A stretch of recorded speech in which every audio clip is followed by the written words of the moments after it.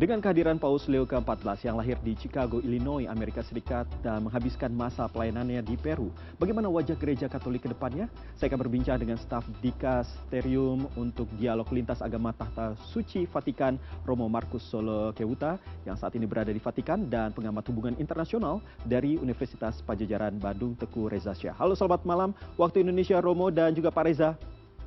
Selamat malam, salam dari Bandung. Selamat malam, Pak Iqbal, salam dari Vatikan. Oke, baik. Saya ke Romo Markus terlebih dahulu. Romo, apa pandangan Romo tentang terpilihnya Paus Leo ke-14 ini? Mengingat bahwa tadi juga sempat kita dengar bersama-sama sahabatnya, seorang mantan duta besar Amerika Serikat untuk Vatikan, kaget begitu dengan terpilihnya Paus Leo ke-14 ini. Apakah juga hal yang sama Anda rasakan? Saya pribadi juga merasa kaget ya dengan terpilihnya beliau dan penampilan beliau kemarin. Padahal beliau adalah seorang kardinal yang sudah sering saya bertemu di jalan, hanya di jalan di Vatikan, hanya belum sempat masuk ke dalam pembicaraan yang serius. Rasa kaget ini juga karena di dalam pemikiran saya bahwa seorang yang mungkin sudah disebut-sebut namanya sebelumnya yang akan dipilih. Apalagi didukung dengan kenyataan bahwa konklav kali ini termasuk cepat.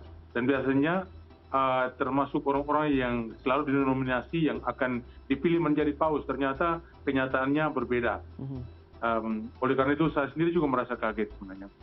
Tapi kalau dari Romo Markus sendiri, bagaimana sosok seorang Paus Leo ke-14 ini? Kalau dari kesehariannya, Anda tadi mengatakan sudah pernah bertemu di jalan, tapi kalau misalnya dari apa yang Anda dengar, apa yang Anda lihat secara langsung, seperti apa sosoknya? Dari segi karakter dan dari segi watak dan dari segi pembawaan, Paus yang sekarang, Paus Leo ke-14, sebenarnya tidak jauh berbeda dari kepribadian Paus sebelumnya, Paus Fransiskus. Dan dari segi substansi, artinya apa yang akan beliau bawa untuk merubah gereja Katolik atau membaharui gereja Katolik, bagaimana dan ke depan dan ke arah mana beliau akan membawa gereja Katolik dan dunia, itu sebenarnya juga sudah terungkap dari apa yang beliau katakan kemarin dalam pidato singkatnya di balkon Basilika Santo Petrus Vatikan. Beliau sebenarnya sudah menunjukkan jejak-jejak concern atau kepeduliannya terhadap isu-isu kemanusiaan, tentang perdamaian, tentang harkat dan martabat manusia, tentang persatuan baik secara ke dalam maupun secara keluar, tentang keadilan sosial, tentang pemerataan, dan tentang kesejahteraan orang-orang miskin. Semuanya ini sudah tersirat dan bahkan tersurat di dalam apa yang beliau katakan kemarin dalam pidatonya dari balkon. Oleh karena itu saya sangat yakin bahwa beliau ini adalah penyambung estafet dari Paus Fransiskus. Misalnya kalau kita ingat baik, pada pidato terakhirnya pada hari Minggu Paskah, Paus Fransiskus meninggalkan keinginannya yang paling besar supaya dunia ini aman, damai, bebas dari peperangan. Dan kemarin Paus ini juga memulai pembicaraan dengan kata-kata awalnya, yakni damai, Kristus yang bangkit besertamu. Jadi ini sebenarnya satu estafet kepemimpinan, baik secara ide maupun secara pelaksanaan yang akan kita lihat nanti.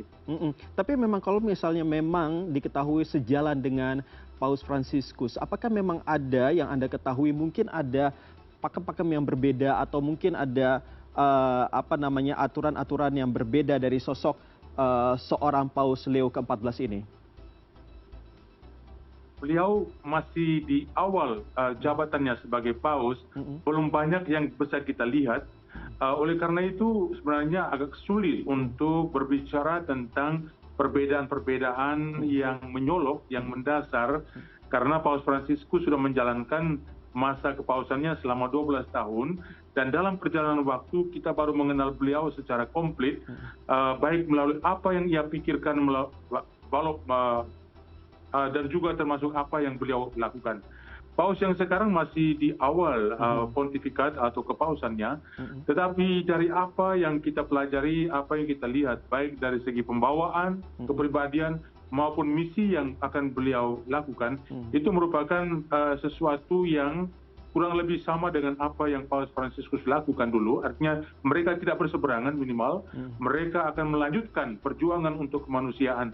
Hanya mungkin tekanan-tekanan khusus akan berbeda dari segi kualitas kepribadian misalnya, atau dari pembawa atau bakat pribadi misalnya. Paus yang sekarang lebih banyak menguasai bahasa internasional, kelebihannya misalnya bahasa Inggris. Oleh karena itu beliau pasti akan lebih luas jangkauannya daripada Paus Fransiskus yang dulu hanya menggunakan bahasa Italia dan bahasa Spanyol. Oke, baik. Sekarang saya beralih ke Pak Reza. Pak Reza, itu tadi menarik bahwa Paus Leo ini memiliki keahlian dari bisa beberapa bahasa begitu ya, termasuk bahasa Inggris karena memang berasal dari Amerika Serikat. Nah, kalau Anda melihat bagaimana pandangan Anda soal Paus Leo yang lahir di Amerika ini terhadap dinamika hubungan Vatikan dengan negara-negara besar sepertinya halnya Amerika Serikat dan juga Tiongkok.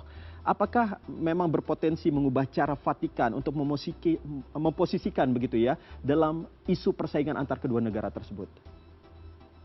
Memang menarik ya. Kehadiran Pope ini mengagetkan dunia ya. Di mana kalau saya perhatikan CNN pada hari ini memberikan judul yang hebat, Leo XIV elected as first American Pope. Jadi memang benar Pope yang berasal dari Amerika dan pertama kali di dunia. Dan ternyata bukan hanya saya yang mencari siapakah figur ini, namun ternyata tersedia 126 juta informasi di Google ya. Memang ini adalah Pope yang pertama dengan nama Pope Leo ke-14. Sebelumnya beliau adalah Kardinal Robert Francis Prevost. Ini adalah Paus ke-267 dan biasanya ini lebih dari 200 itu berasal dari Italia. Dan tanggung jawab beliau besar sekali nih, memimpin 1,4 miliar jiwa. Beliau ini memiliki perjalanan sejarah yang luar biasa ya. Beliau berasal dari Chicago, Amerika Serikat, dan di kalangan umat Katolik sendiri dikenal sebagai Latin Yankee, yakni karena pengabdian beliau yang lama sekali di wilayah Peru.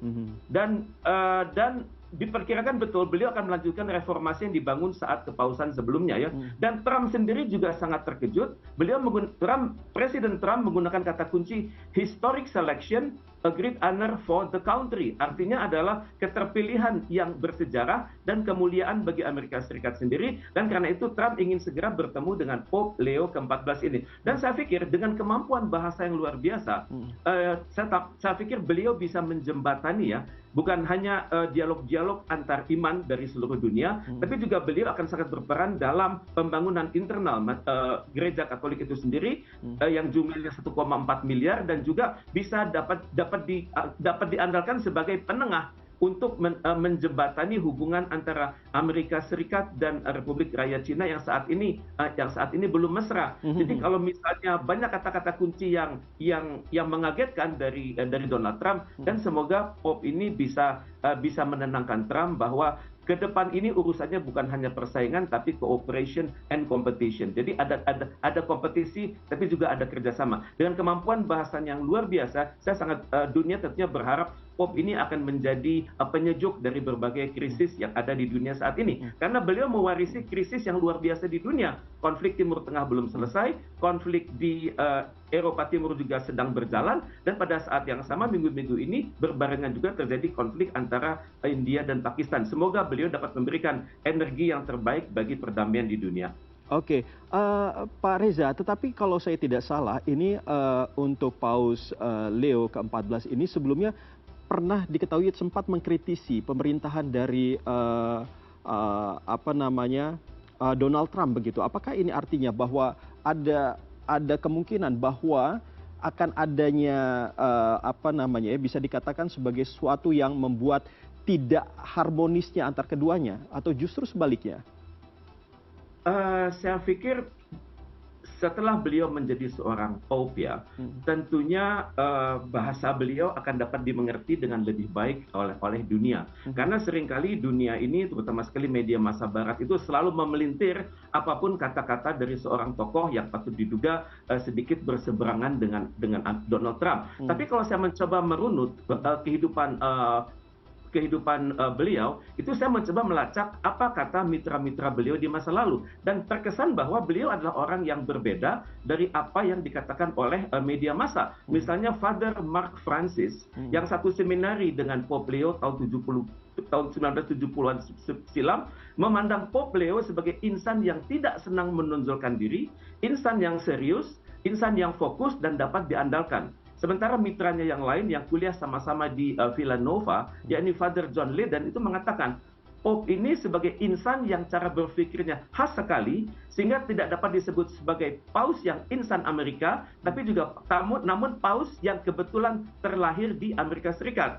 Hal yang sama juga terlihat dari teman masa kecil beliau, namanya Peggy Wurst, yang sama-sama sekolah di Illinois. Beliau mengatakan Pope ini berasal dari keluarga yang soleh, dan Pope ini sendiri dikenal sebagai seorang insan yang sangat cerdas, sangat pendiam, dan tidak memiliki hal-hal buruk di masa lalu, dan disiapkan oleh Tuhan Yang Maha Kuasa untuk menjadi paus di kelak kemudian hari. Dan kalau saya sejam lalu saya mengetes statement dari Father Mark Francis, Father John Leyden, dan Peggy Wurst, saya coba tanyakan kepada murid-murid saya, murid-murid yang dari Timor Leste yang beragama Katolik, mereka itu setuju menyebut paus ini adalah seorang insan yang sangat rendah hati dan berkualitas tinggi dan lebih muda daripada umurnya. Jadi kita bisa berharap secara bertahap dunia akan menilai beliau sebagai seorang dengan visi masa depan yang agung, dan juga tidak terjebak dengan statement-statement beliau yang bagaimanapun dirasakan keras oleh kalangan media massa barat tersebut. Baik, saya beralih lagi ke Romo Markus. Romo, kalau dilihat, kita tadi sudah mendengar apa yang disampaikan oleh Pak Reza, bahwa banyak sekali dukungan yang diberikan oleh umat Kristiani khususnya Katolik terhadap Paus Leo yang ke-14 ini. Tetapi bagaimana Paus Leo ini bisa menjawab tantangan gereja di era modern ini kalau dari pandangan dari Romo Markus? Benar sekali kita melihat dukungan yang besar dari berbagai pihak. Satu kenyataan yang luar biasa itu kemarin ketika saya keluar dengan mobil untuk menghadiri penampilan beliau yang pertama kali di balkon Santo Petrus Vatikan, saya terjebak dalam kemacetan yang sangat panjang. Dan kebetulan setelah saya melihat dari televisi, mereka semua berkumpul di lapangan Santo Petrus, itu bentuk dukungan yang sangat luar biasa. Dan hari berikutnya ini juga kita melihat dari berbagai reaksi yang datang dari berbagai pihak, di media massa dan di mana-mana.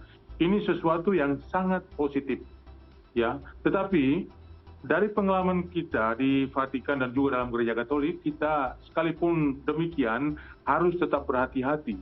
Karena menjadi paus pada zaman sekarang bukan berarti berjalan menuju sebuah kemuliaan, ibarat seorang raja yang akan berkuasa dan akan dielu-elukan, dan walaupun dia berbuat salah akan tetap dipuja-puji. Tetapi seorang paus ini adalah tokoh moral, tokoh pejuang kemanusiaan. Oleh karena itu, kita sudah juga berkaca pada masa silam, ada paus-paus yang mengalami kendala setelah beberapa saat diangkat menjadi paus.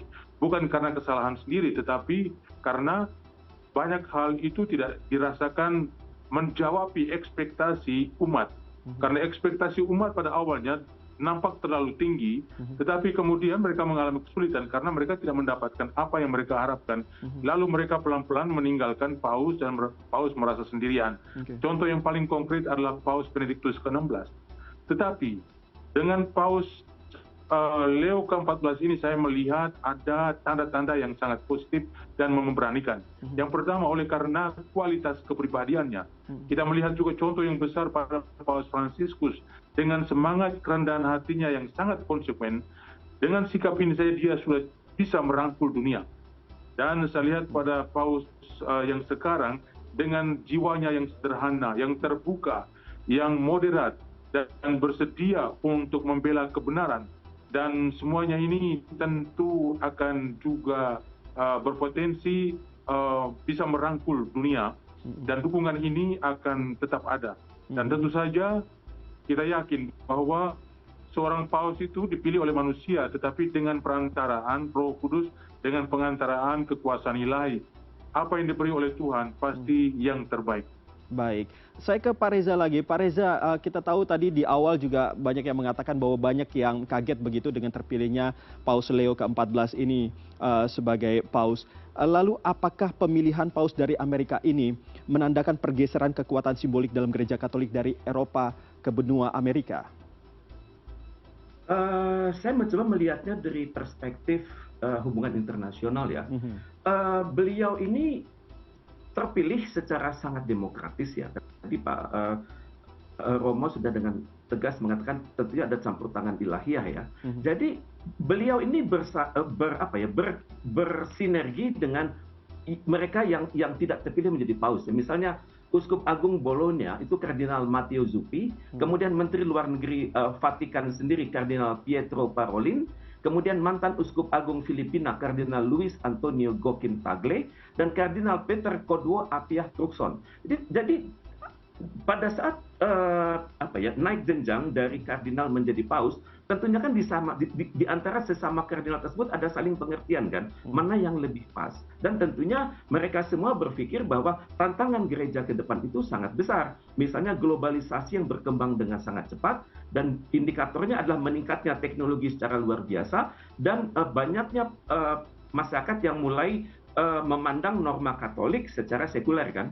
Kemudian juga yang terjadi adalah banyaknya masyarakat yang kurang paham atas teologi mereka sendiri, kemudian masalah dalam hubungan lintas budaya, kemudian dialog antar umat beragama. Tentunya banyak hal-hal yang mengglobal saat ini, misalnya juga adalah kaderisasi pimpinan Katolik hendaknya dibuat lebih baik, dan kemudian juga harapan agar Katolik semakin dekat dengan masalah-masalah lingkungan hidup, masalah perang dan damai, selanjutnya juga peranan wanita dalam perkembangan gereja Katolik.